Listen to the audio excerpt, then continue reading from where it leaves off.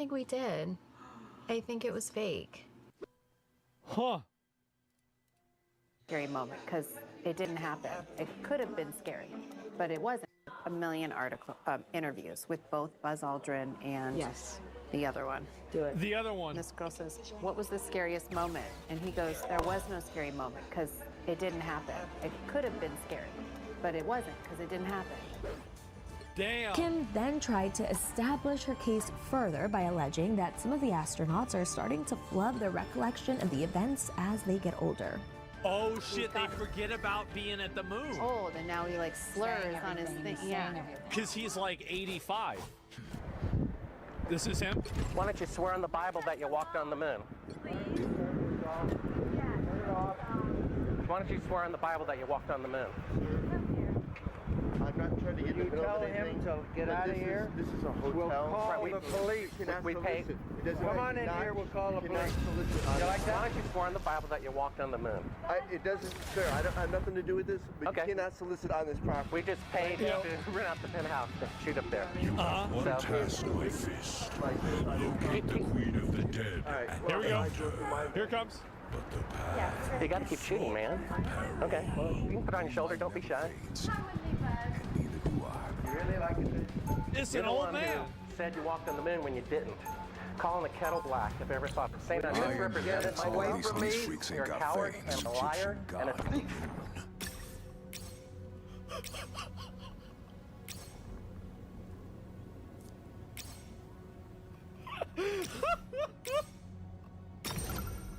Just punch that bitch in the face.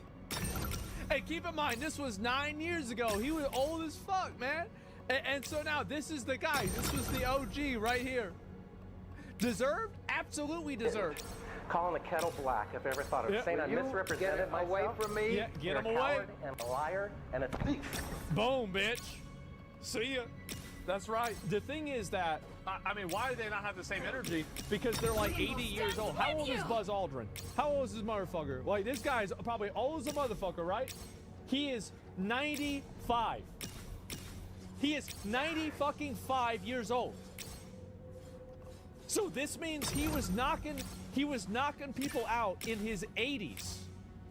This is an 80-year-old man throwing hands in front of the hotel. And it, yeah, oh my God, he's 86. 95 years, yeah, he was 86 in this? Yes, oh my God. So, and the fact also that he's still alive.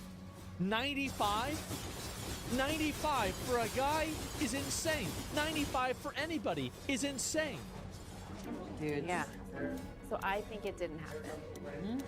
I'm gonna go on a massive deep dive with Misty. Okay. I'm gonna go on a serious deep dive. I sent her conspiracy all. Life must prevail. Then, when Kim got back to her trailer, she doubled down on her belief. I don't think we did. No, I think it was fake. she watched the YouTube video. Videos on. Yeah. Alas, a champion. See, this is the YouTube video thumbnail, guys. You have to understand it. This is the YouTube video thumbnail. All right. So here it is. Let's go back, and then you're gonna have the moon.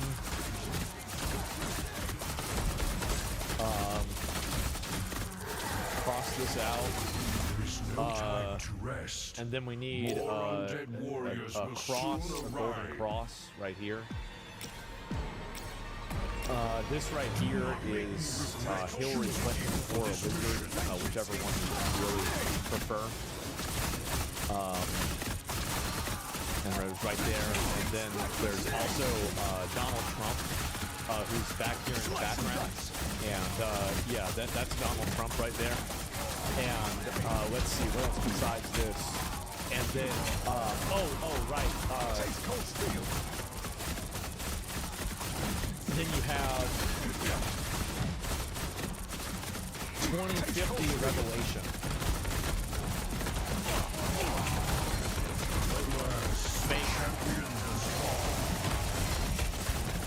This is the YouTube video she watched. This is it. Oh, wait a minute. Oh, I forgot one more thing. Wait a minute. Guys, I apologize.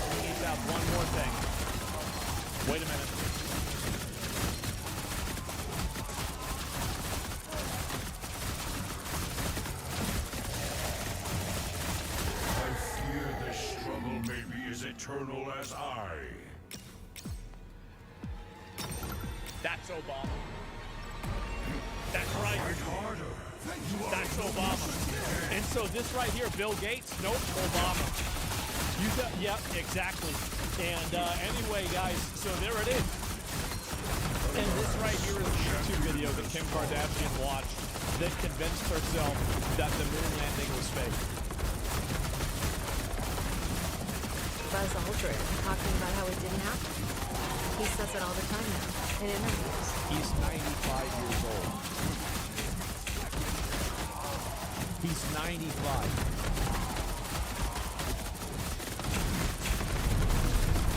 Maybe we should find Buzz Aldrin. Maybe we should get him on our podcast. What is he's bro? He's 90. Just let him relax. Jesus Christ. Alas, a champion has fallen. Leave a man alone. Conspiracy Theory podcast. No. Yeah. Oh, yeah. That's definitely what he wants to do. Go on a conspiracy theory podcast with Kim Kardashian explaining that the moon landing is fake. She also explained some reasons why she really thinks the moon landing didn't happen and asked people to fact check her on TikTok. Fact check. Why does Buzz Aldrin say it didn't happen? There's no gravity on the moon. Why is the flag blowing? The shoes, the...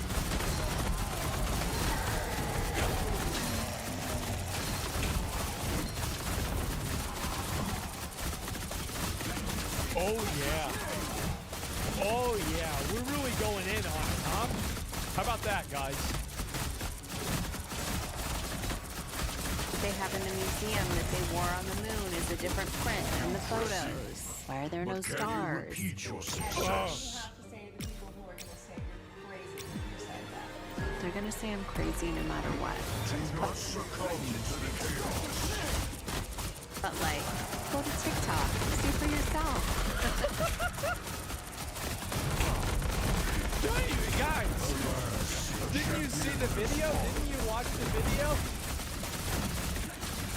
Did you see the video where it says that the moon landing didn't happen?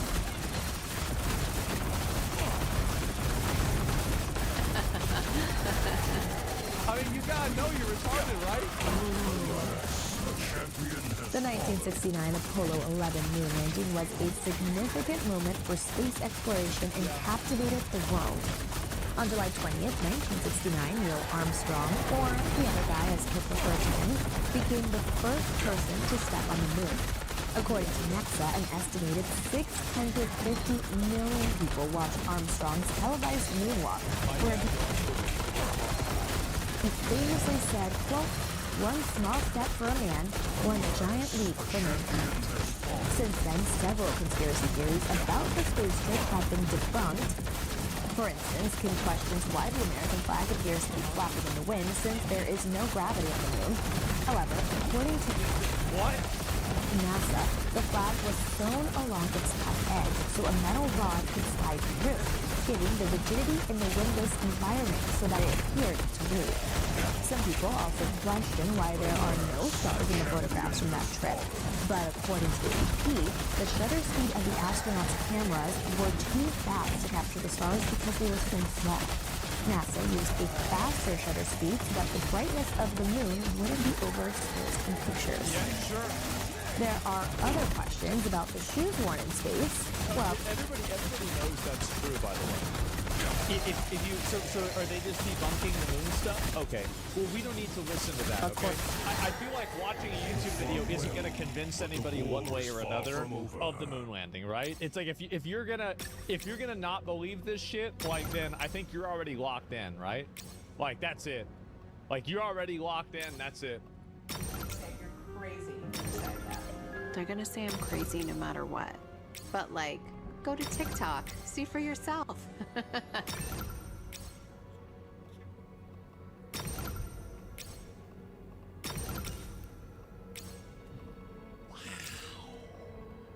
Wow. There is no moon. That's what they say. Yep. And yeah, guys, go to TikTok. And I don't know how old this woman is. I have no idea. But, man, probably too old to be believing this shit. But, yeah, that's where we're at, guys. She's so proud of herself. Yeah. She's going around on this, and I am just, I don't even know what the fuck to say, man. I really don't. She's 43, 45. That's pretty good. I'm going to be honest. This is the place to watch. When it comes to sad, pathetic things on the internet, I feel like I've seen it all. Like the Oracle from the Matrix. Nothing surprises me anymore. Yet, today I bore witness to something so tragically embarrassing on Twitch that it's making me reflect. It's put me in a very somber state. Feels though I'm at the funeral service. A streamer invited one of her mods to hang out with her in real life, and then did a stream that was an hour and 25 minutes of agonizing, miserable, inhumane torture. Waterboarding would have felt more pleasant for this mod, I imagine. She spends the entire stream basically just insulting him. He is the butt of everyone's jokes, and she kind of just reduces him to a spittoon for her and her chat to spit in and make fun of. Now, I think a punching bag is treated with more respect than this guy did, and it only got worse the longer the stream went on. She had a donation goal where if the stream gave her $500, she would kiss him.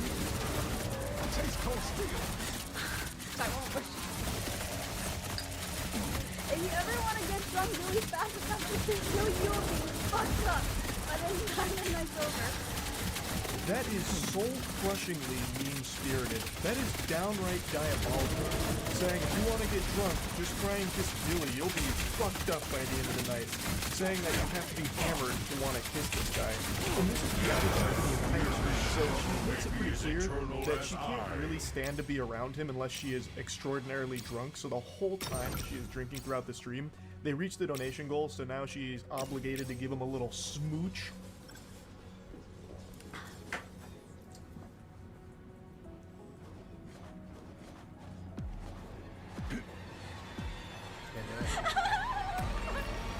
Fight harder.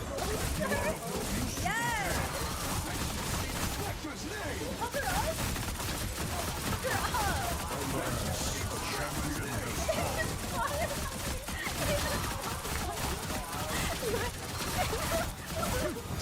Alas, a champion has fallen.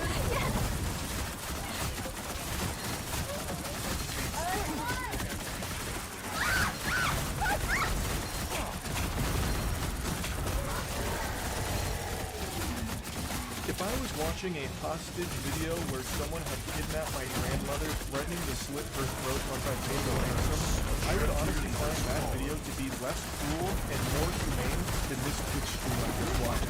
This is absolutely brutal. My heart breaks to the sky. I don't know who he is. I don't know what he's done to deserve this, but this is like a divine punishment here. This whole thing was her idea. This was her donation incentive. And now she's acting like it was the worst thing that ever happened to her. It's so bad, she's gotta go rinse her mouth out, she's gotta fucking brush her teeth and scrub it all down with soap and bleach, just to try and erase the stain that his lips put upon hers. It's just evil. This whole stream is her basically just bullying this guy. Alas, a champion has fallen. Are you okay?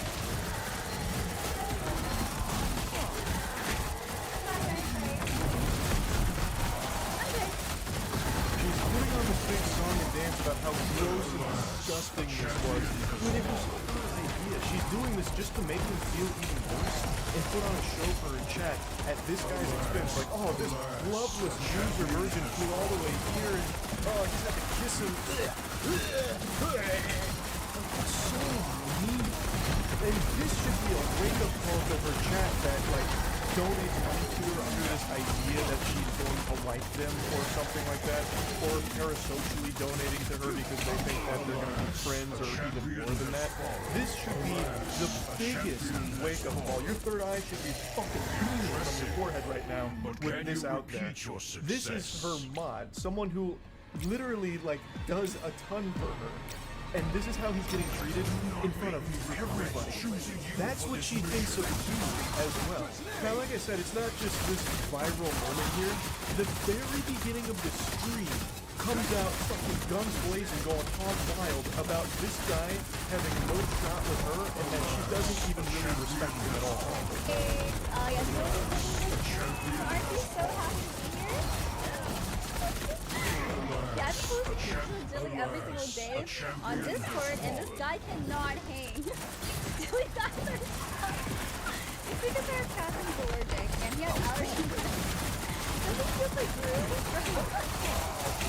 But every time I see Dilly, I start laughing. This is the very beginning of the stream. This is chapter 1. It's not even just once the prologue. And she immediately comes out of the gate saying that he looks like Shrew from Despicable Me, and she can't help but laugh when she sees it. The stream doesn't even make it 5 full minutes without her making sure to insult him in front of everybody. He's just getting publicly flogged immediately. She is playing him alive throughout most of the stream. Again, this whole hour and 25 minutes is basically just make fun of Dilly and let the chat make fun of Dilly too. It's so mean-spirited. And this guy, again, I don't know anything about him. He wasn't even creepy or weird or awkward. He seemed like just a very normal guy. He even seems pretty nice and really not weird. Yes, he does come across as like a little lonely and a little socially shy, but there's no like red flag or anything alarming about this guy at all. This must have been hell on earth for him to not only get invited out by the person that he clearly cares about since he mods for her, but to go there and then just be perpetually insulted directly by that person and the community that you mod for having all these tomatoes thrown at you throughout the whole thing.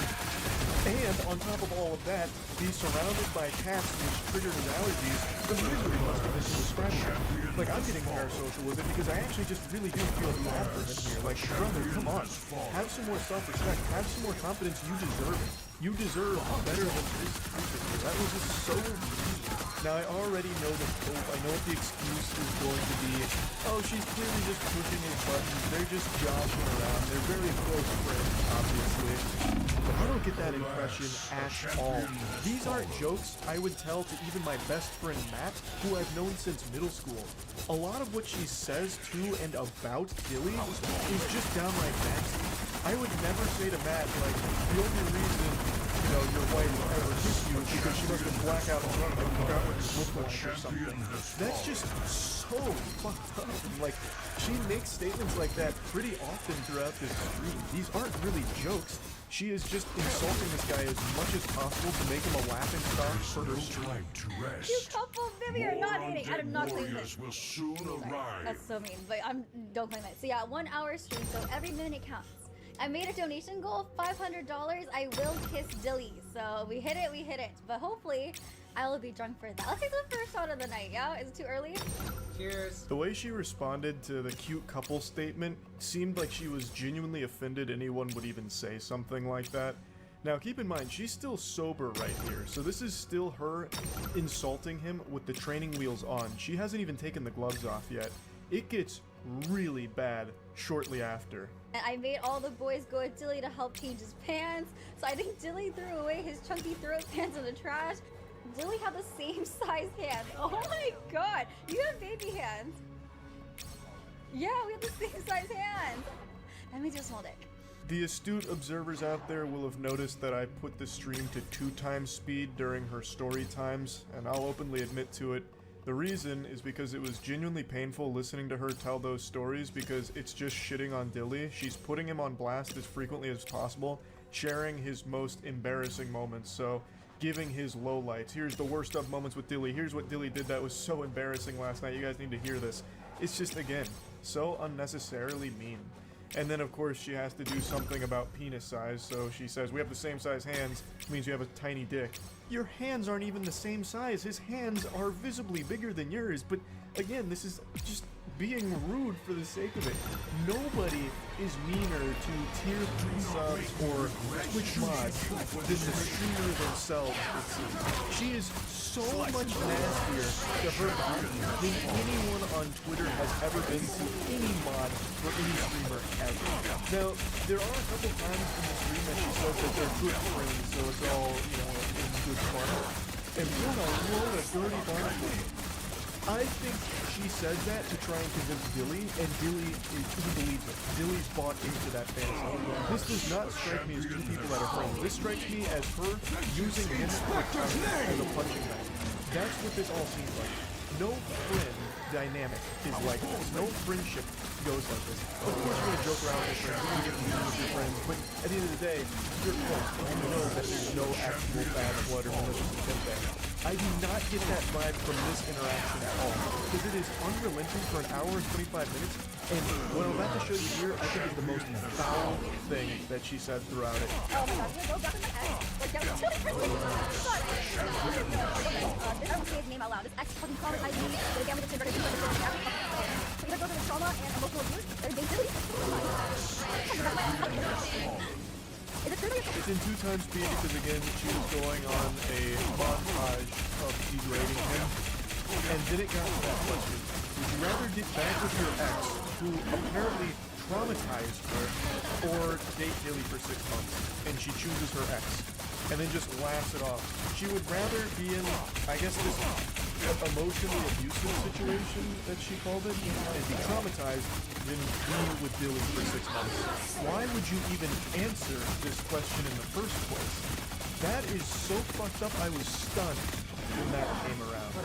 Like, she knows Dilly is clearly interested in her romantically, and yet she uses that as the butt of the jokes. Like, half the stream is making it clear that she feels she is so out of his league, so superior to him, that the comedy is that people even suggest there's a chance.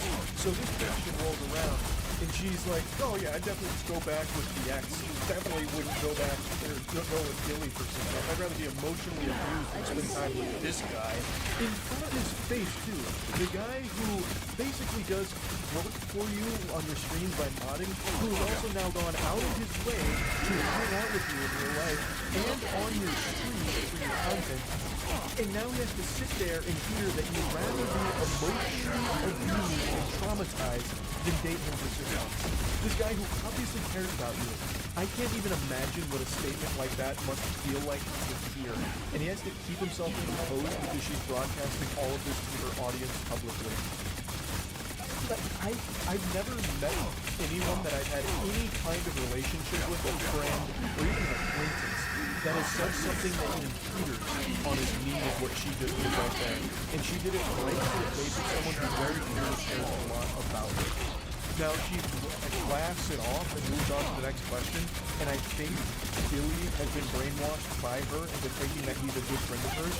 But Dilly, I'm just going to hit you with the cold water. Friends don't treat each other this way. She is treating you like a subhuman pile of garbage. For me personally, I would not hit. So, yeah, there is no right or wrong. For me personally, how much is it? Oh, you know, I'm not gonna I was doing great. Hey, what was the outlaw? Again, it's just an absolute flurry of disrespect from her towards Dilly, but I wanted to show this clip here at the end because I think this is a great summation of how this whole experience is, where he rates her a 10 out of 10, and then she refuses to rate him, so he playfully is like, oh, okay, that must mean like I'm a 6. And then she didn't have to say anything, she could have just moved on to the next question, but she went out of her way to let him know that that's not the case. So she says, if it was a 6, I would have said it out loud.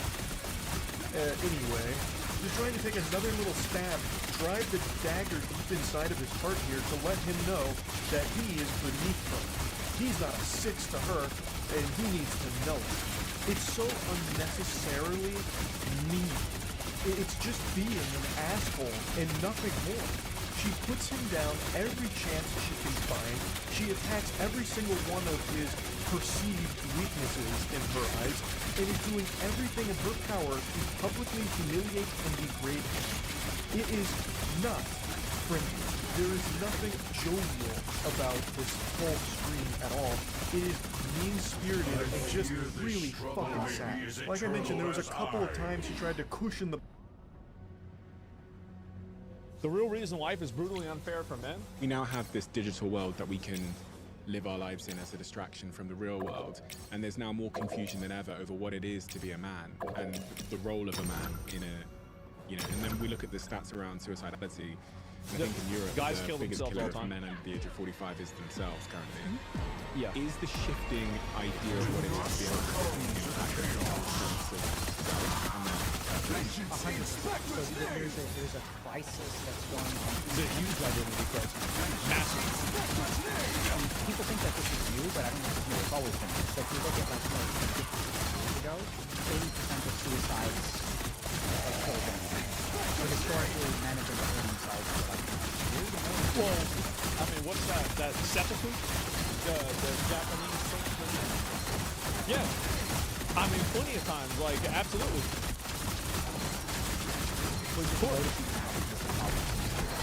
Yeah. So there's a couple of things that are really. So one is that if you look at what technology is doing to our brain, the first thing that it's doing is it is externalizing our attention. So if you look back, like let's say 1,000 years ago, as human beings, we spend a lot more time. That's one thing is people are like, I've noticed it myself, is that this is going to sound really bad, but I'm going to just say it. Every time I get to a stoplight or a stop sign, I have to wait. I will sometimes pick out my phone, and I will look at my phone while I'm driving. How many of you guys do that? Be honest. I do it all the time. I do it constantly. Okay, so I'm basically, all right. Carefully, I have not run over anybody that I'm aware of. So let's say that you and I go out, and then let's say you shoot an arrow at a deer. Yeah. I shoot an arrow at a deer, and I hit. So in this moment, I'm and then we pick up the deer and we're carrying it back. And then we have about 2 or 3 hours to take that emotional insult and we kind of process it. We just give our mind space to process it, which it does automatically. Now, if you look at what happens in people's days, they don't actually. There's also the like, I mean, then you're helping the guy cook the deer and eat the deer and skinning the deer, and now both of you are eating the deer, so like you take part in the other person's success. And like now, I think life, especially social media, is seen way more as a zero-sum game. So like whenever somebody sees somebody else doing well, there's not really the enthusiasm to compliment that person or to be positive towards them, but instead to undermine them and make it invalid what their success is. Actually have any time to process what happens to them. Because we are so constantly distracted by external things. So I don't know if you're like this, but I was in this point where I was idiotically efficient.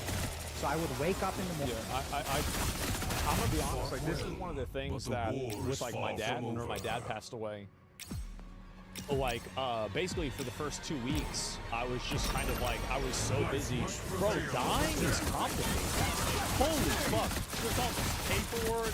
You gotta fill out these forms. You gotta make all these phone calls. You gotta talk to everybody. Holy shit!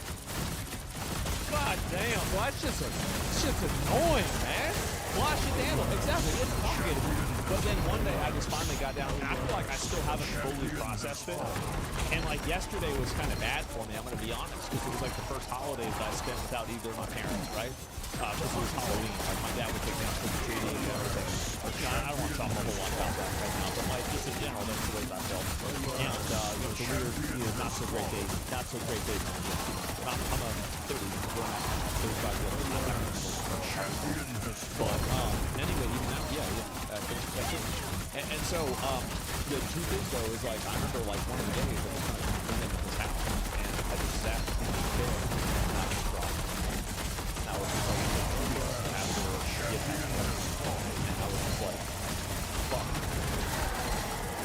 And even now, I think about this shit all the time because it's just so it is, but like I was so distracted prior to that I didn't really even have time to process those emotions.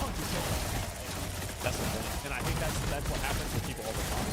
And I think that it's like you're doing that, you're microdosing on that, and then eventually it builds up to being like an actual problem where you never process. That's what I said before about how like people go on the internet with like unresolved personal trauma, and then they want the entire internet to live it out for them.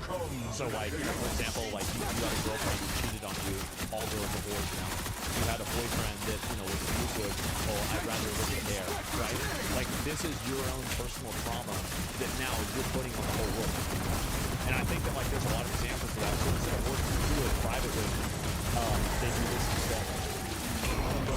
Morning, I would listen to a podcast while I'm like doing my exercise or whatever. Even when I'm cooking, I'm listening to a lecture, and then like when I'm walking to the train, I have the earbuds in, and I'm listening to a lecture there. On the train, I'm reading. I wanted my life to be completely efficient. I didn't want to waste a single moment. I literally listen to news and channel. Right? So we don't want to waste time. So if you really think about it, where's the attention of your mind? Your mind is pointed outside.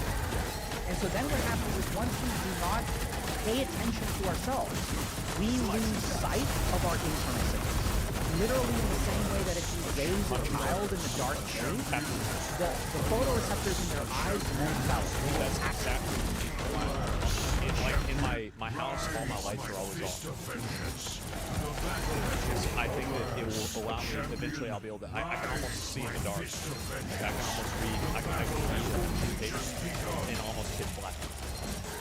With like complete efficiency. So but I like, if I go out and the sun's out, I'm like, I'm bad. If the mind does not get access to, we'll start to atrophy. If I don't practice Spanish, I'm going to forget Spanish. That's right. The brain is a very efficient organ. Yeah.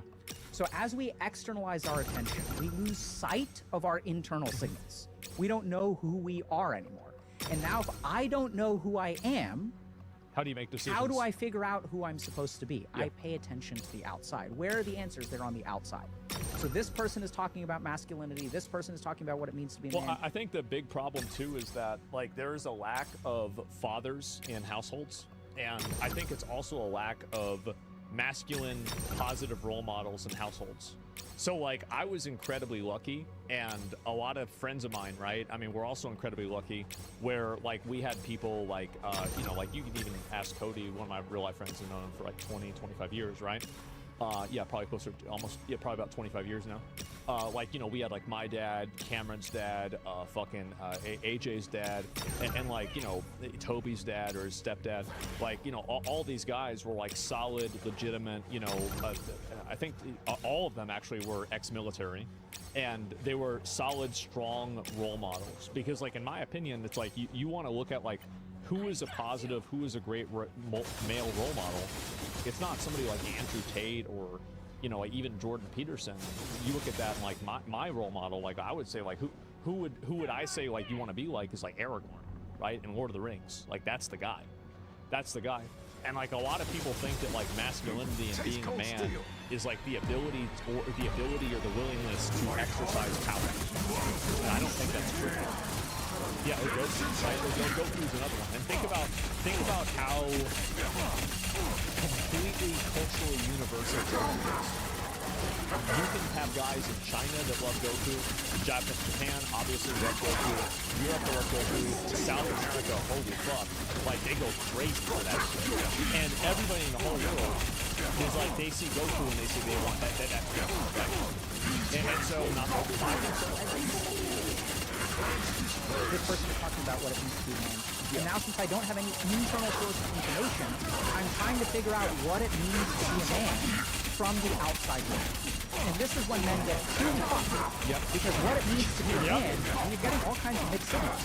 So on the one hand, it means being it's also another big problem too is that, and I don't know if we can talk about this or not, is that I think that self-help and information on the internet and people looking for any sort of advice on the internet is incredibly toxic, because the most popular people in a lot of cases tell you that your fault is somebody else's. It's the Jews. It's women. It's the patriarchy. It's rape culture. It's, fucking white supremacy. It's never you. And that's the problem. It's like, so much of the, and this is, I've said this before, right?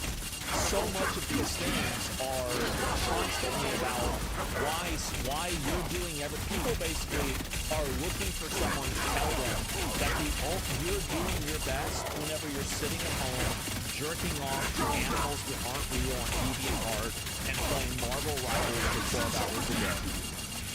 And if you don't tell them that that's the right option, and you're doing the best you can, they're going to look for somebody else to do it. That's the problem. So toxic.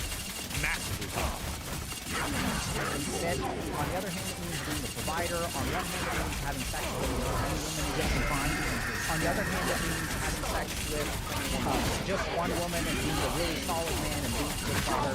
And then there's also people telling us that being in the means that you're sick, that you're toxic, that your testosterone level makes you violent, that you're evil, that you're privileged, that there's patriarchy, all this kind of stuff. So we're getting all this information from the outside about what it means to be men. And so the other, like, there's all kinds of interesting ramifications. So men in today's society are not allowed to. So if you complain and you're a successful person or a privileged person, everyone is going to think you're arrogant. Everyone is going to think, oh my God, what? People that are seen in a privileged position, like I think this is true for streamers. Like I have a lot of streamers that like will talk to me, and they'll tell me, they're like, I really wish I could tell people this, and they'll be upset whenever they'll tell their audience something. Damn, there's a rainbow. It's a sign. There's this fucking guy that doesn't know what my life is like. How does he have any right to complain? And even your mind, you'll look at these people and you'll be like, yeah, I don't have a right to complain.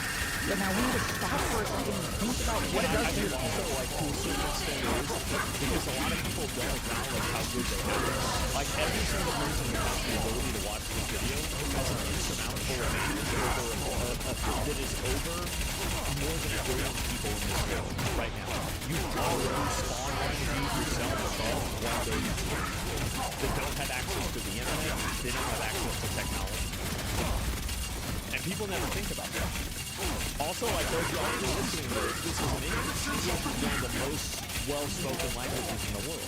Like, the truth is that learning English growing up is going to be probably more beneficial for you if you do anything outside of the country than learning French, for example, because France is much more country. Now, obviously, there's a lot of people who speak France, but in a general sense, like, knowing a global regional language, like, I think about this thing about, like, Mandarin and Cantonese, English, Spanish, right, which are some of the biggest languages. Knowing those languages is a tremendous advantage and a massive privilege. And a lot of people never understand privilege outside of the spectrum of, like, race or identity, which is, I think, very, very stupid. And I think that, again, it goes back to having the locus of agency inside of yourself rather than external. Psychology and humans are not allowed to participate. I've worked with people who've grown up in abusive households, where children will say to their parents, Mommy, Daddy, I'm hurt. And the parent will smack them across the face. How dare you? You're so lucky. You don't realize the sacrifices I made for you. It's traumatizing to the child when they say, I am suffering. My dad would do this all the time, bro. He would do this constantly. Like, every time that I told him I had a problem, he would tell me about his problem and his work. And honestly, it was like a point of contention between him and I. Like, I never really got over it, to be honest with you. I still resent that. This is what we're doing. It's generational. People are saying, I am suffering. For 100 years, men have been killing themselves.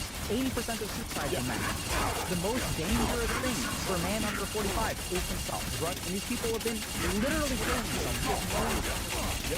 So in the same way that you grow up as a child in a household that's abusive, where no one takes you seriously, no one listens to you suffering, and now we even have successful men who are not allowed to complain.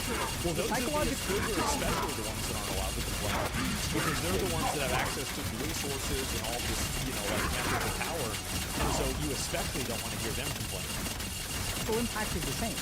Anytime you have a human being who is suffering in some way and they cannot find connection with another human being, they cannot find compassion with another human being, that person is going to feel isolated. And if you look at the statistics on suicide, it's very true. The number one thing that correlates with male suicide is not depression. This is super scary.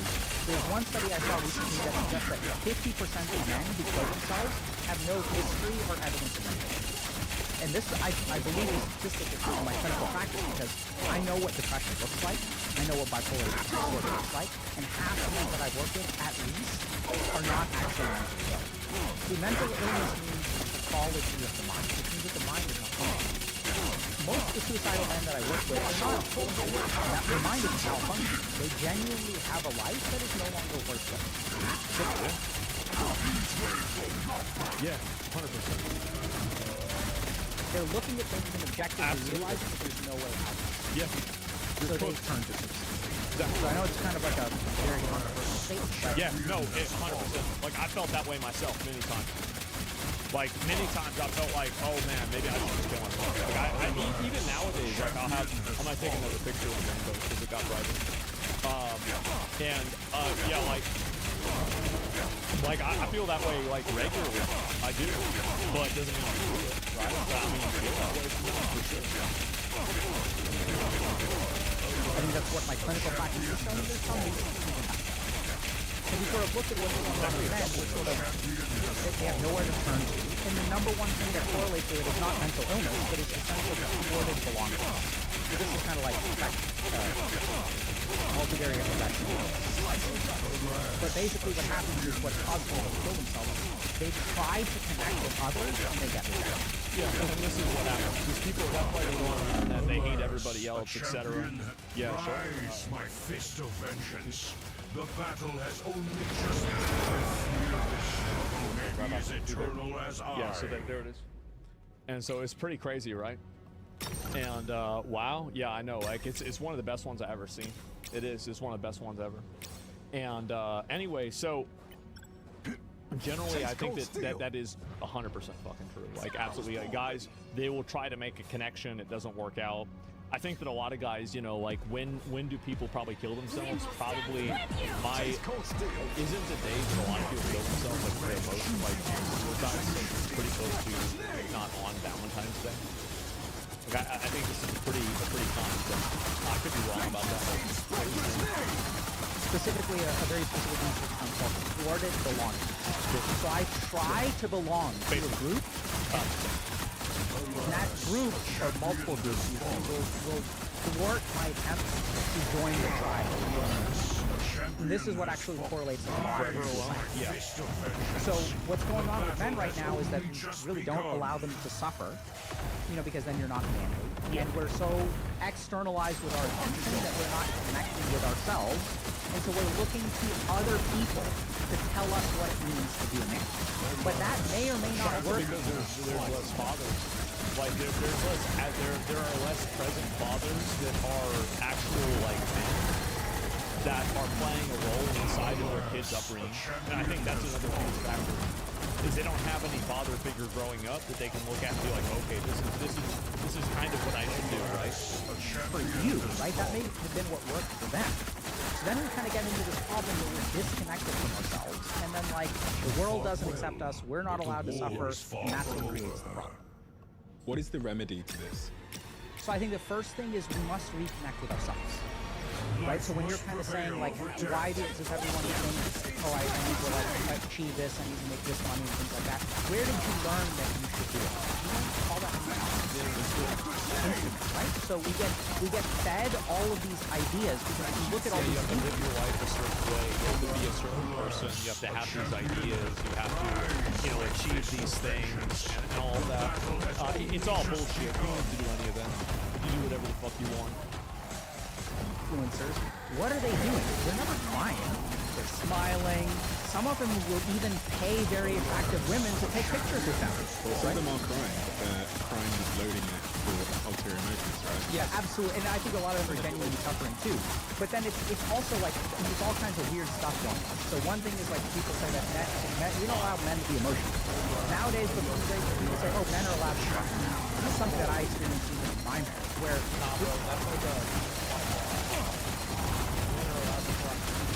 people, you don't do it.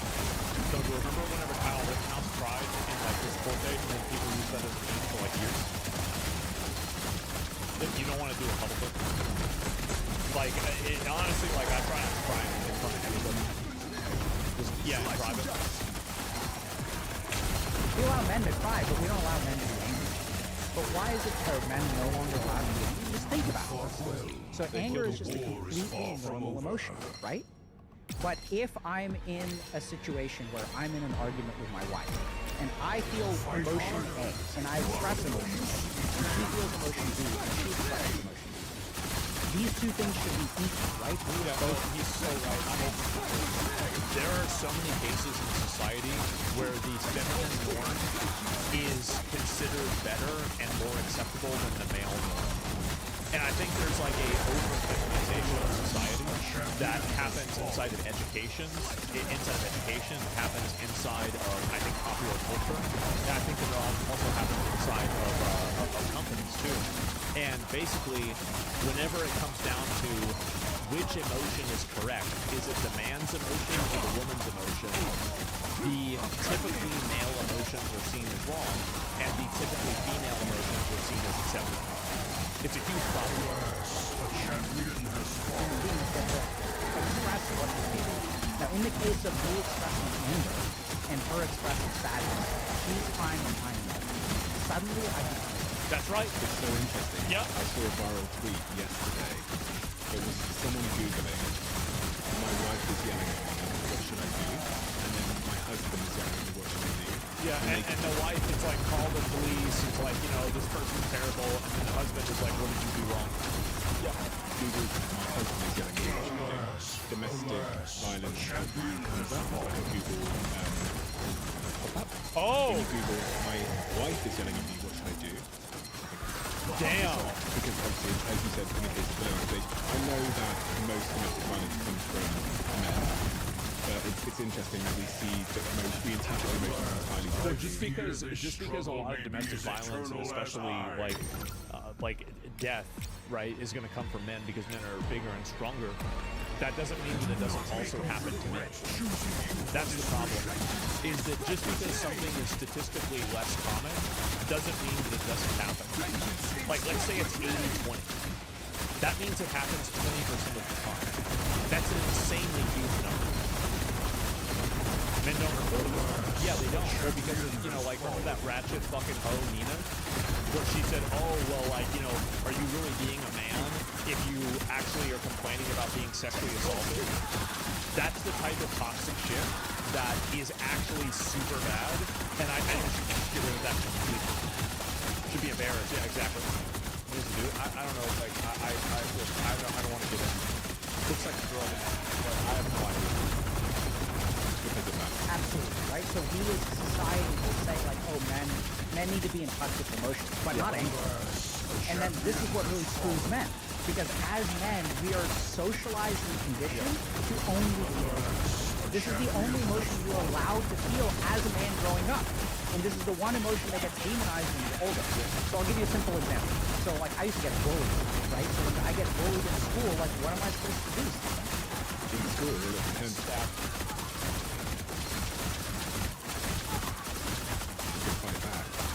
Absolutely, right? It's fighting back. That's right. Like you didn't say talk to the teacher. That's what my dad told me to do. No, in 8th grade, like there would be a kid trying to put his hand in my pocket, and like I told my dad about it, he's like, stab him. And I'm like, okay, got it. I broke it off. Impressive. Never But did that can shit. you repeat your success? I was in 8th grade. You didn't say ask for help. You didn't say cry about it, because if I cry about it, what's going to happen, Stephen? That's it. You're going to get bullied more. Absolutely. So we turn every emotion. So men experience anger as something called an umbrella emotion. We literally suppress and are conditioned to suppress all other emotions except for anger. And then if you talk to men about their experience of life, anger is always the first thing that comes out of their mouth. Yeah. Someone breaks up with you, how do you feel about it? Do you feel ashamed? No, that's not what we say. I feel pissed off. How could she do this to me? And then I generally actually don't get mad. Like, it's rare for me to get angry. It happens, but like I try to avoid it as much as possible because I've felt like I look back in my life and I say, when was the last time I made a good decision when I was mad? I remember. Never. I've never made a good decision when I was mad. we vent that anger on the internet, and then this turns into misogyny, right? And then we get demonized for it. And it's not that there isn't we should be harshly judged if we act But on why those. is it that women can go on the internet and talk all this shit on men, see how horrible men are, how bad men are, but if men criticize toxic feminine behavior, we're seen as we hate women and all this bullshit? That's the reason why. That's the problem isn't that you can't do it. The problem is it's a double standard. Kinds of emotions. I'm not saying that that's the case. But what we also need to consider is that the men who are saying these kinds of toxic things are saying that for reasons because of their upbringing, just because of the world that they lived in, right? So we're conditioned to only anger. Even sadness gets turned into anger. Shame gets turned into anger. Fear gets turned into anger. Right? So if I'm afraid of something happening, what do I need? I need man up. Get angry, right? Like, let's go, son. This is the emotion that we tap into to overcome it. So we don't feel any of those other emotions. We're left only feeling. At the very heart of it, I had someone say to me that at the very heart of it, it's insecurity. But for men, when they encounter that insecurity, they only know how to sort of manifest it as aggression. So I wouldn't agree with the first thing that a part of all anger is insecurity, but I would absolutely agree with the second thing that the only way we know how to respond is with anger. Because the source of aggression is insecurity. As we are consciously aware that our position in life is insecure, people feel increasingly insecure and helpless, so they will be increasingly aggressive in confrontation at a personal and social level. So let's tunnel down into that for a second. Okay, so I think that that is true on some level, but also I would disagree. So the first thing is that we have I don't think it's insecurity, I think it's scarcity. And scarcity drives insecurity. Scarcity is generally what I think is the root of almost all problems that people have. Is some form of scarcity, and understanding what that form is will solve their problem. I mean, obviously, there's no 100% of that thing. Even animals. But I think that, like, when two dogs are fighting over territory, I don't think that that's born of some kind of identity of insecurity. Right? So if we really look at, like, the evolutionary purpose of anger, in my opinion, is that anger is the emotion that we feel to protect our territory. It's a protective function. So if I slap you across the face, what's the first thing that you're going to feel? It's going to be anger. So if I insult you, you're going to feel anger. It's fascinating the way that it works. So anger causes our thoughts to be faster. Anger causes our peripheral vision to collapse to 30 degrees. So I only see what's in front. This is what happens. This is the reason why I can't play competitive games. Because I get mad and I play like shit. That's exactly right. That's 100% what happens. And I know it about myself. That's the worst thing, is I know that about myself. I know I'm crashing out while I'm crashing out. And it also makes me less sensitive to pain. So, like, my nociceptors will actually, like, start to be suppressed when I feel angry, right? So if I get into a fight, I'm going to feel it tomorrow, but, like, while I'm getting angry, I'm not going to feel it. So I don't think it's born of it all insecurity. I think anger is simply an evolutionary response.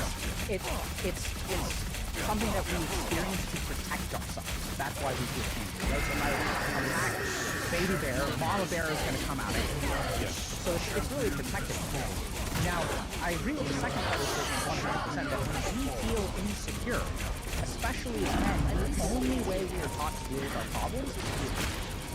Right? So if I'm feeling insecure, if I'm feeling insecure, what do? I put them in place. Right? I don't try to make things. I don't complain to someone. Right? I stand up.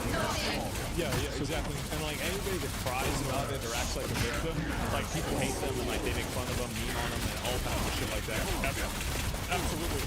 We did the first thing there about how we self-expression, more self-expression. Not self-expression, introspection. So it's very simple. So if you look at your idea of what it means to be a man, what percentage of that idea comes from you, and what percentage of that idea comes from you? And that's why not. I want whenever this is the way I look at it. Like, I never really, this might be weird, but like, I never really looked for a role model. I never really looked for anybody to like base what I would do on. I just pretty much grew up and I just did what I wanted. I don't care about what anybody else thought or anything. I just, like, it would not even register. It would just be like, you know, this is yeah, I mean, I don't know, like, look up to yourself. Yeah, so you're spoiled. Yeah, I wouldn't say spoiled. It's just that I never considered other people's role as valid or important. Because in a lot of cases, I never considered other people's valid. The only person that mattered was me.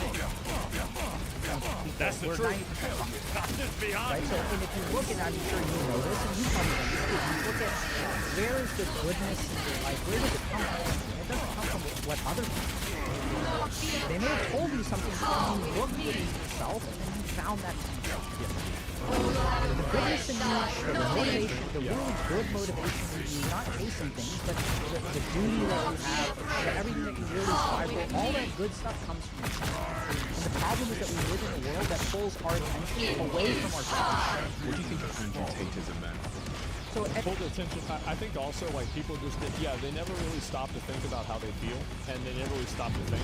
People constantly are looking for like another type of stimulation rather than trying to use their own mind to have any sort of calmness at all. And like I think that's really what it is for a lot of people, and that's what it's been for me in a lot of cases too. Also, is that like if I can just lay down and just relax and just do nothing, I can kind of like recenter my brain. And I think that like after I do a stream, for example, it can be tiresome to do a stream. I know, you know, people are, oh, streaming is easy. Sure.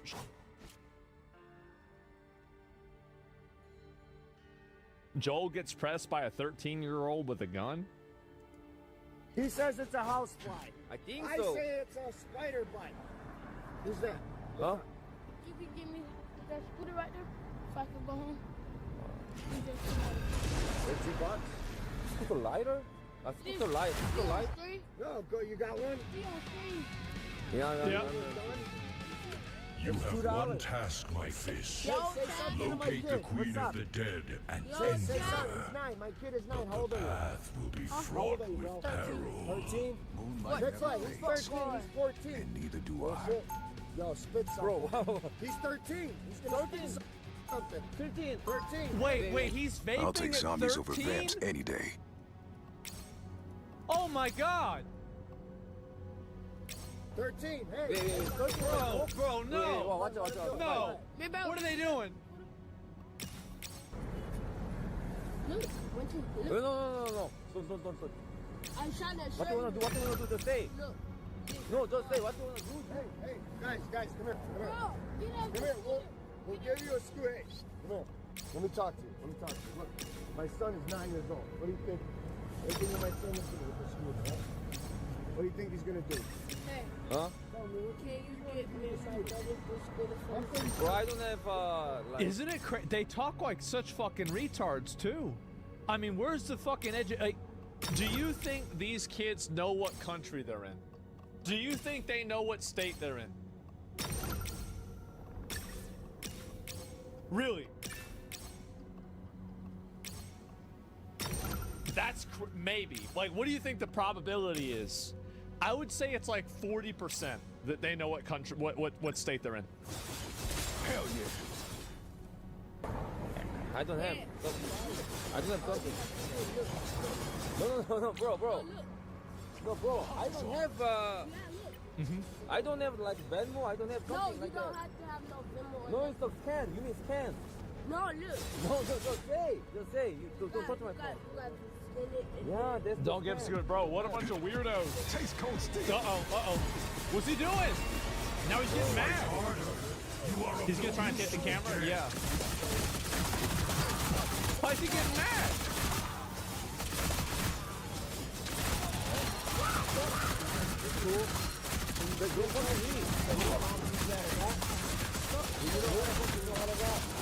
Remember what I was talking to y'all about that 2%ers? About like 2%ers right there? That's a 2%. We got ourselves two bona fide 2%ers. Yep. Come on, yeah. You're 13.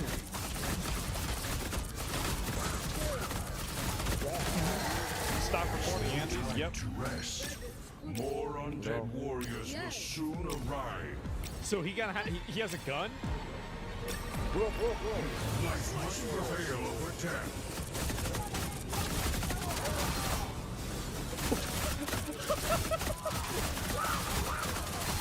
So they just look at the trouble.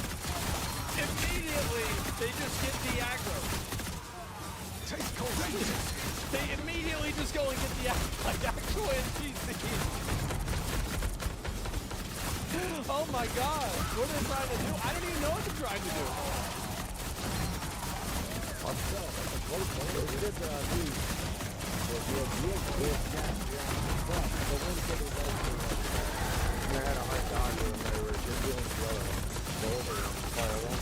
Slice and dice. We don't know the champion has fallen. Alas, 11 years old, bro. Like, even my friend, he didn't start until 12. Like, we didn't say, I mean, like, so they're doing it at 11 now? Oh my god. Like, I remember us back in the day, sitting out in the playscape, smoking weed out of a flashlight. Plastic flashlight, by the way, or the pipe. My buddy that did that, he, I don't know how he's doing nowadays. I heard he has a kid. Yeah. Yeah, wow. He's in jail. No, he's in prison for a while. Yeah, of course he was. Oh, yeah.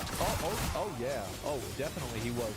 They used to have, so like his house and then Zach's house were right next to each other, right?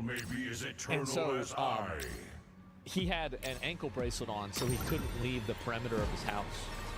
And Zach's cousin Ian would be like, whoa, come on up here. We got some food.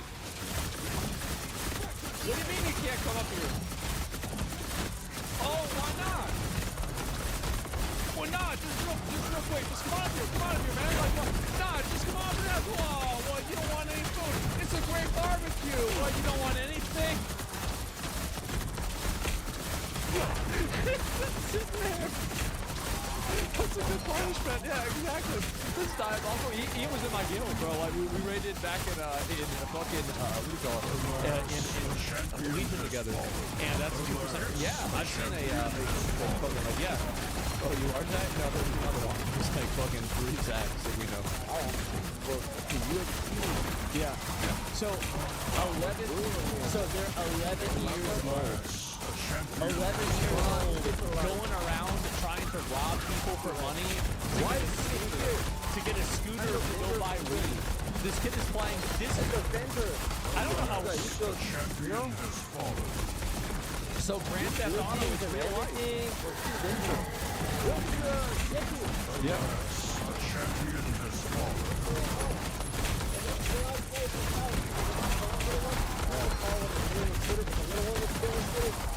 Wait, so now they're stealing scooters?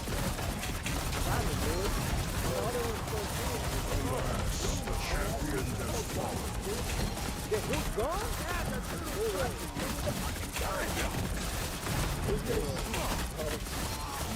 Get out. You wanna go frisk him now?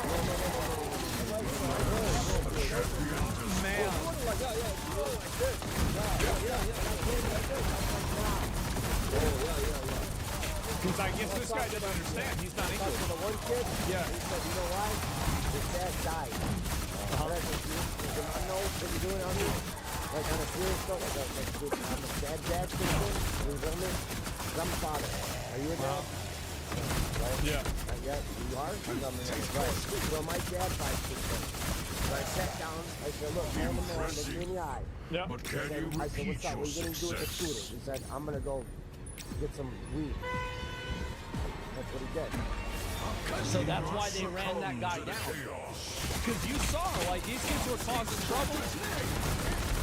Yeah, so they really needed it. They needed that scooter. They were getting mad, and then so that's the reason why immediately the cab pulled aggro. Rise, my fist of vengeance. The battle has only just begun. Man. That's what I'm talking about. That's them 2%ers I've been telling y'all about for a while. I've been telling you about this 2%ers.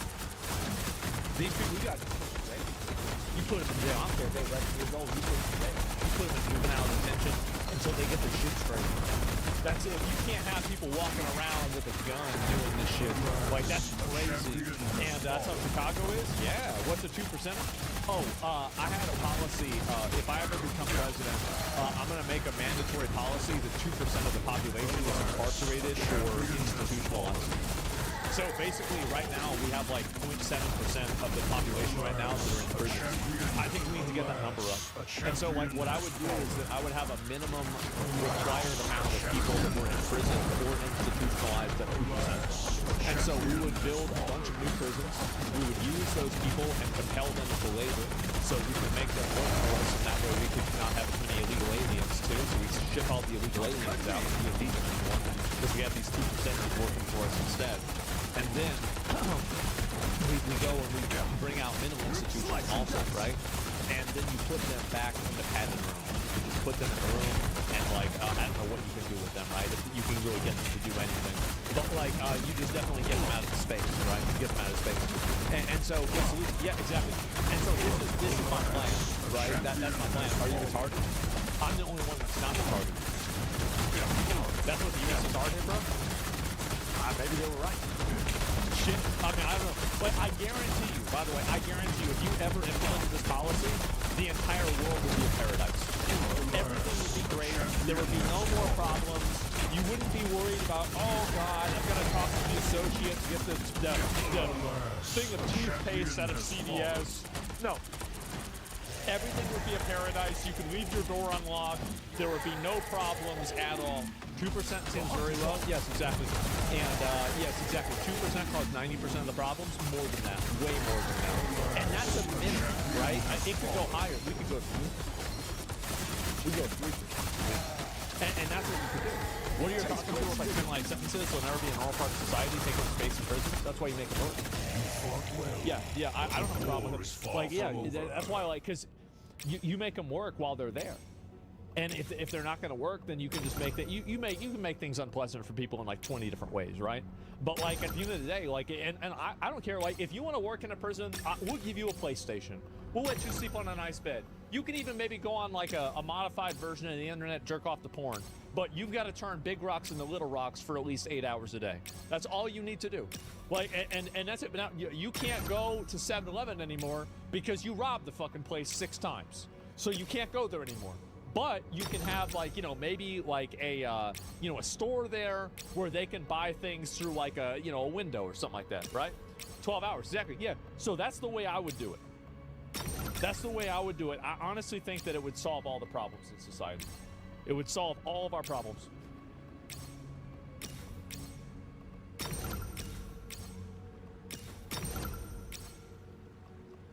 Chicago Mayor Brandon Johnson signs order for ice-free zones. You know what? I was in an ice-free zone this morning. I went to my local convenience store and I tried to get ice for my soda and the ice machine wasn't fucking working. So I had to drink a soda with no fucking ice this morning. So I think this guy's a piece of shit. He really is. Yeah, guy's dumb. No, everybody hates him. Nobody likes him. He's just a retard. But anyway, we'll go back. This is a short video, and I'll at least look at it for a couple of minutes here. So, this is it's a 48-minute. There's no way I can listen to this retard for 48 minutes. Actually, but I'm not going to. And anyway, what's this here? This is Union City property. Okay. This is Chicago's very own WGN Midday News. Ice-free zone. A new executive order by Mayor Brandon Johnson is targeting ICE agents in Chicago. The order prohibits ICE from operating on city-owned property. We begin there this morning. I'm Lourdes Duarte. The Confederacy should have thought of this. I mean, Robert E. Lee and them, they could have just written up an executive order that said the federal government can't come into here and tell us what to do. You telling me we had that war all for nothing? God damn! For Patrick Elwood, and I'm Dana Barrett. Judy Wang is live at Westside Justice. Judy? Mayor Brandon Johnson said he considers this another step toward accountability, that more drastic action is needed to rein in what he called a rogue administration. This morning here at the Westside Justice Center, the mayor signed the ice-free zone executive order. The war is far from over.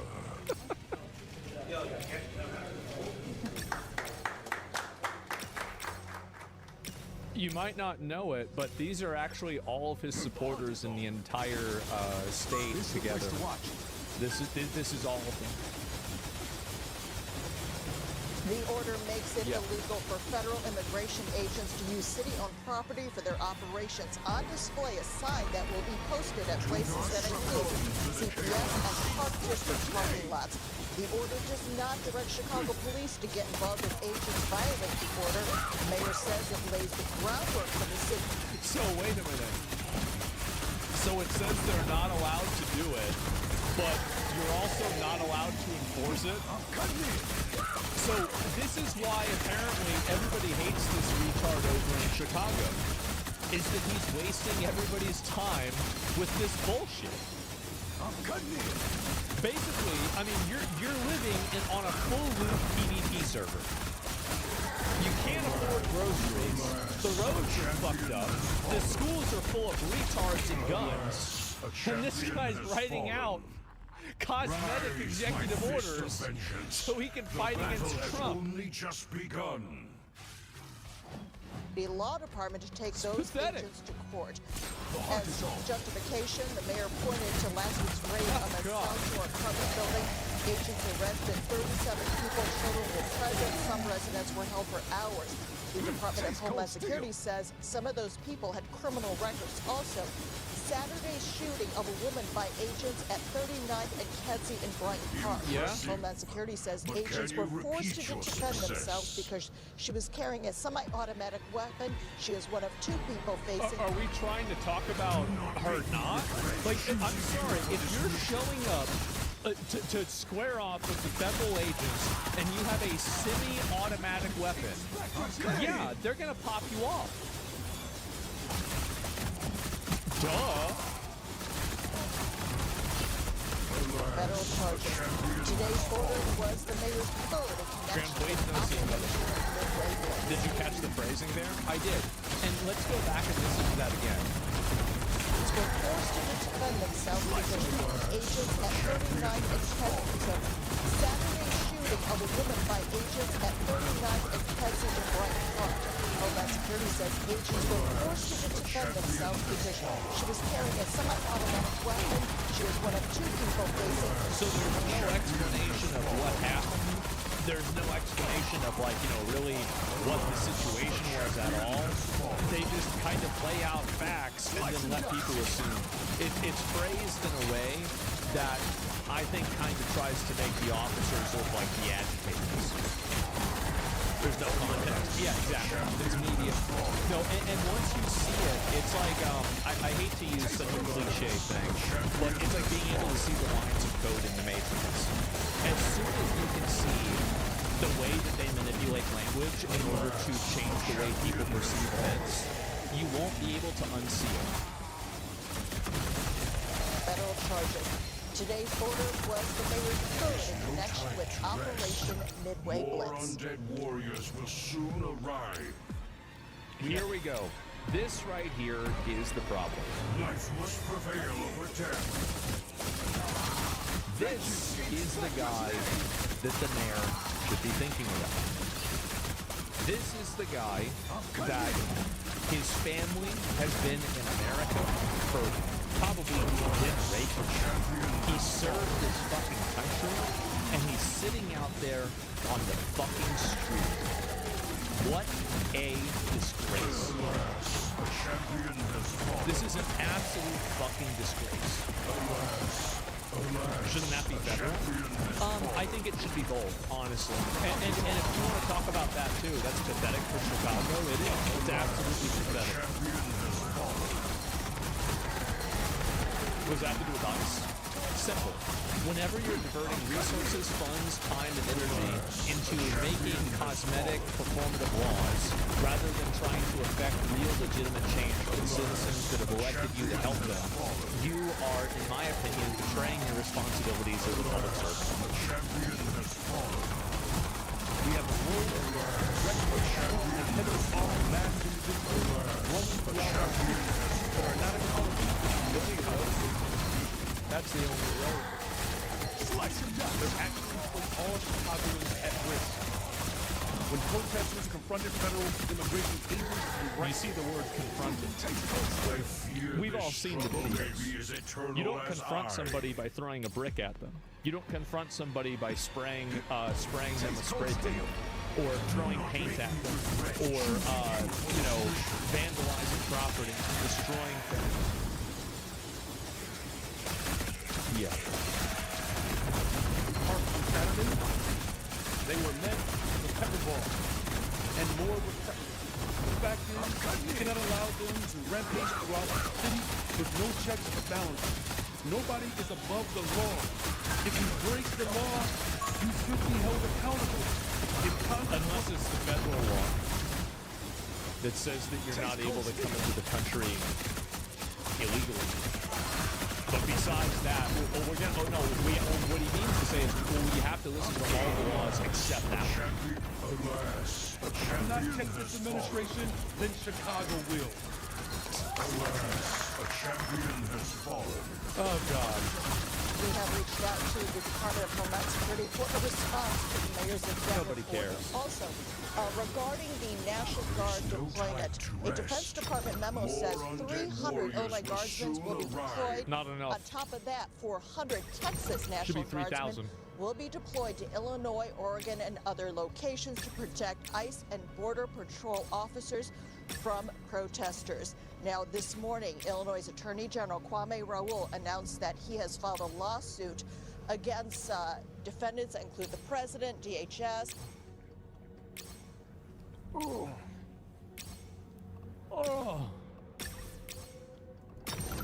And also the Defense Department in an attempt to stop the deployment of those National Guard troops. Does the president deal with a major like that? Well, there's a lot of things that Trump can do. Like, what I would want to see Trump do is to just categorically withhold all funding from Chicago. If Chicago doesn't want to uphold the federal law and they want to actively obstruct the federal law, I would immediately withdraw all funding, and then I would give them probably a 48-hour window until I invoke the Insurrection Act. And then after that, I would invoke that act, and then I would arrest all of the people in the government and then try them for an insurrection. And then I would put them in prison. We already went through this in 1860 to 1865. We've already been through this once before. We don't need to do the same thing again. The federal law and the federal authority overrides the state law. And also, by the way, I think you have the moral and the ethical obligation to do this as well. It's not just, the rules say this. You have these people that are siding with criminal illegal aliens that, in a lot of cases, they don't even have records. They don't know if these people are criminals or not. They have no idea. They don't know anything about them. That's by the nature of them being illegal aliens. So the big problem here is that they are doing something and they are allowing this problem that could manifest in any unknown number of ways to exist because of their own narcissistic empathy. And it's performative empathy as well. They're not really being empathetic. They're just doing this because they think it's the right thing to do. And they never have to, they never have to have any consequences. So now Republicans want more big government.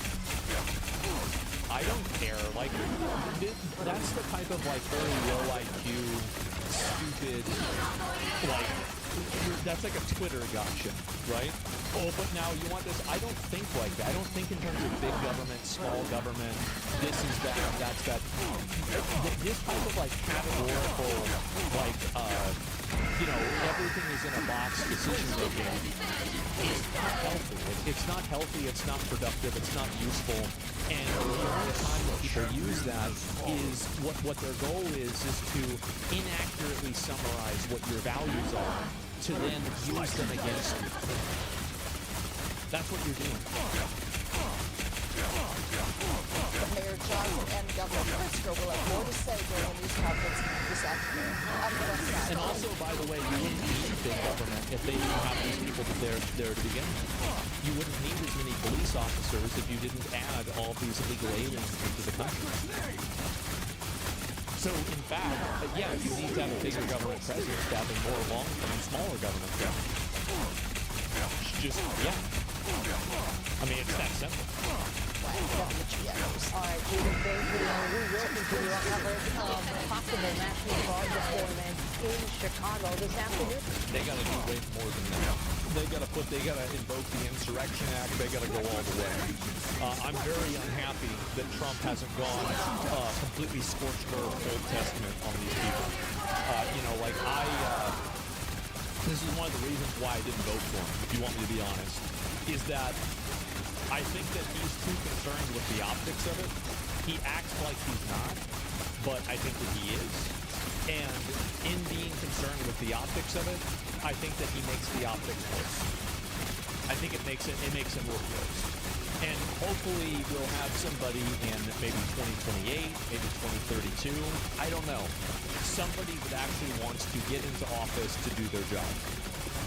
Maybe that's what's going to happen. But right now, pickings are pretty slim. I'll tell you that. We are using every single... How would you handle optics as a president? I wouldn't give a fuck. I got elected to do it. And if they don't like it, well, then they can not elect me in 4 years. Fuck them. It's the same way I handle optics now.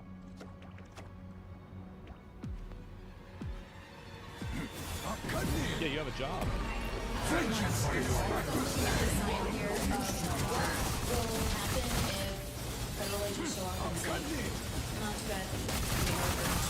What's going to happen?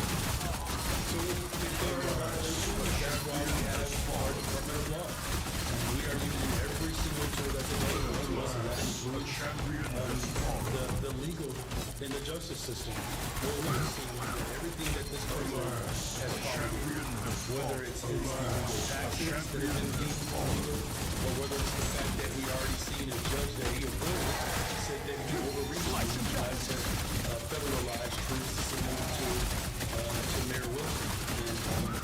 And so we will use the reason why we have this in place so that if the federal government does violate, we do now have a precedent that we can establish over the Okay. So we're not going to do anything then. Got it. Sure. Obviously, Chicago police are responsible for enforcing laws in the city. Are they going to be responsible for enforcing? Yeah, just say it. As I said before, it's not just police, it's also the Department of Law. You see, the reason why he's not giving a direct answer is because this entire thing is performative and the police actually have no authority to arrest federal officers. It's a completely made-up problem that he's just doing in order to position himself against Trump. That's it. He's not answering it for that reason.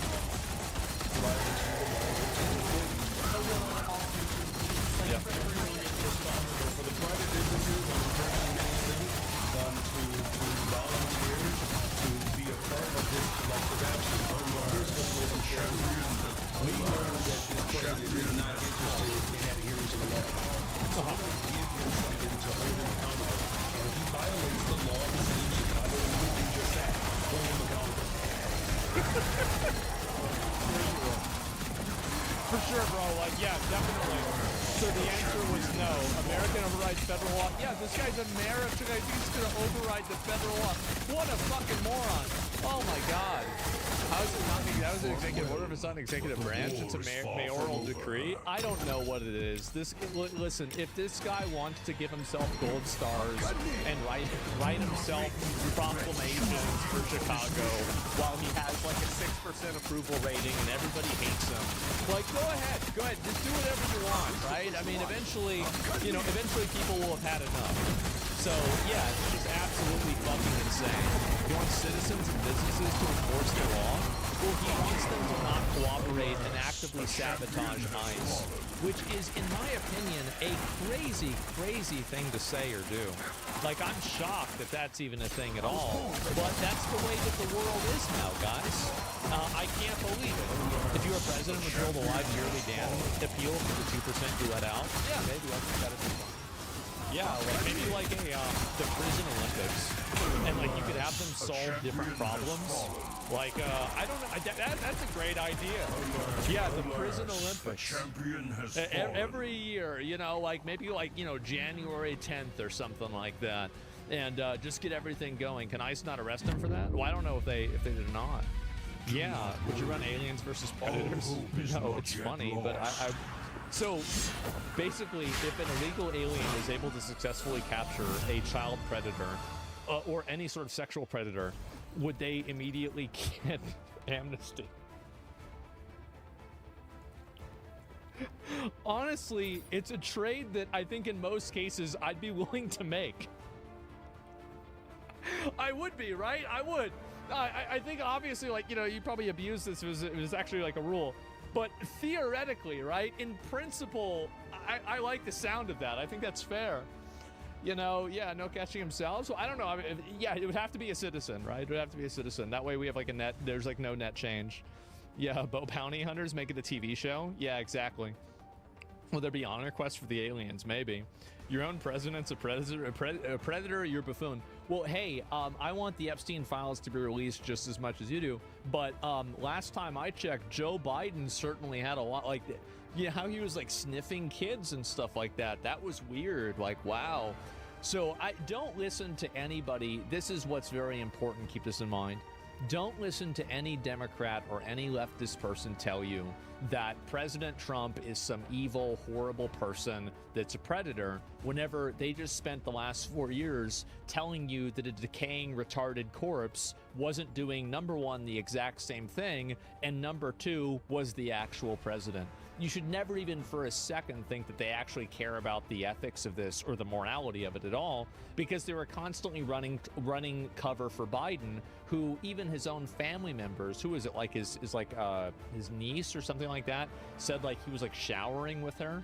Like, and just all you have to do is look at the clips. I mean, it's very obvious kids are uncomfortable around them. His daughter, oh, that makes it even worse, right? Yeah, it's disgusting. And so, no, I'm not even going to get into that. But same with Trump, though. I'm pretty sure Trump didn't make his daughter shower with him. I'm pretty sure that didn't happen. As far as I know, it didn't happen. Trump made inappropriate comments. He absolutely did. But the showering with somebody was different. Source, it was in her diary? Yeah, that's what she said. She said it happened. The fact that he pardoned all of them in the future is basically saying by their fruits you shall know them moment. Yeah, I guess so, right? But yes, anyway, but they don't give a shit beyond playing off your morals, little retards with kid arguments. Exactly. And that's my point that I'm making, is that you don't actually care about Trump doing any of this stuff because you didn't care about Biden doing any of it. So it's a completely circumstantial value that's only being held because it's beneficial at the current time.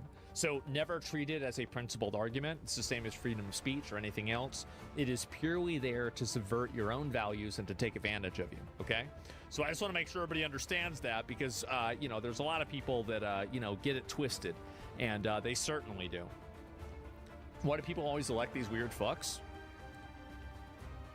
I'm going to give you my black pill answer for that.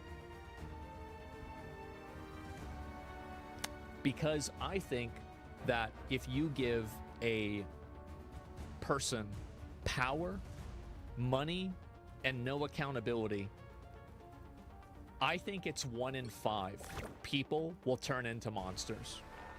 And I'm being very conservative here. Now, not necessarily the same monster. Some people will be oppressive in one way, some people will be oppressive in other ways. But I think it is at least 1 out of 5. You think 2 out of 3?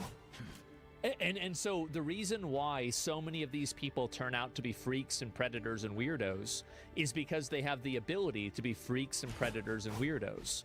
a lot of people, if they had that opportunity, they would do the same thing themselves. They might not think so immediately,